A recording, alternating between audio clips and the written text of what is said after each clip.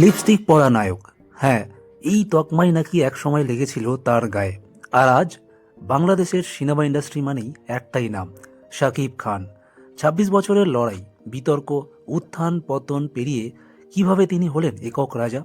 চলুন জেনে নেওয়া যাক শাকিব খানের রাজা হয়ে ওঠার গল্প। চ্যানেলে নতুন হলে চ্যানেলটি সাবস্ক্রাইব করে সঙ্গে থাকুন, তাহলে বিনোদনের সব খবর পেতে থাকবেন এই চ্যানেলের মাধ্যমে। আর ভিডিওটি যদি ফেসবুক থেকে দেখে থাকেন তাহলে পেজটি ফলো দিয়ে রাখুন। ২০২৩ সাল, বাংলাদেশে হঠাৎ শোরগোল।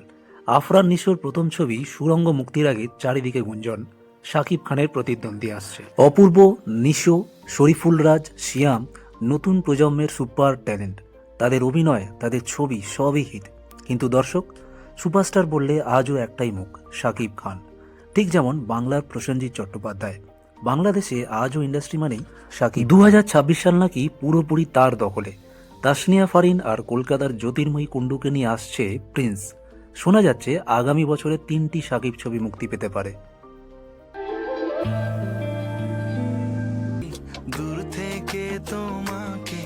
২৬ বছর আগে ঢালিউডে যাত্রা।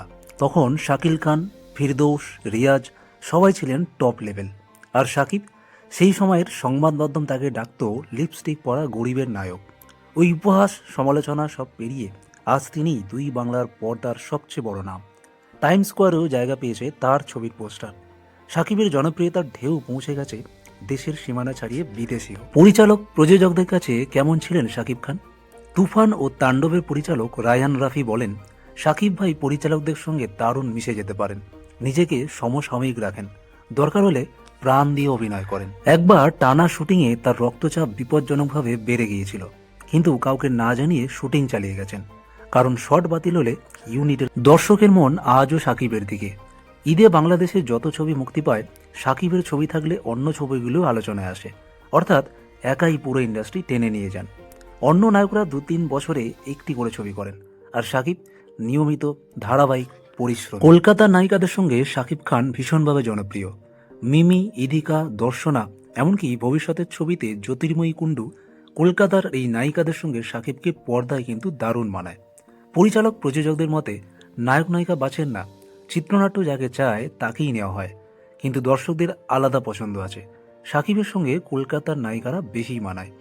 দর্শনা বণিক বললেন, শাকিব ভাই নিজেকে বদলাচ্ছেন, আপডেট করছেন, এখন আর আগের মতো ছবি করেন না, পরিশ্রমে তিনি অদ্বিতীয়। ২৬ বছর আগের সেই লিপস্টিক পরা নায়ক আজ বাংলাদেশের পর্দার অঘোষিত সম্রাট। নতুন প্রজন্ম আসছে, নতুন স্টাইল, নতুন সিনেমা, কিন্তু শাকিব খানের রাজত্ব এখনও অটুট এবং আগামী বহু বছর থেকেও যাবে।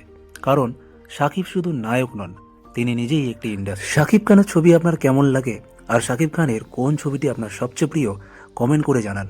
চ্যানেলে নতুন হলে চ্যানেলটি সাবস্ক্রাইব করে সঙ্গে থাকুন। ভিডিওটি ভালো লাগলে লাইক করুন, শেয়ার করুন। দেখা হচ্ছে পরের ভিডিও, ততক্ষণ ভালো থাকবেন, সুস্থ থাকবেন।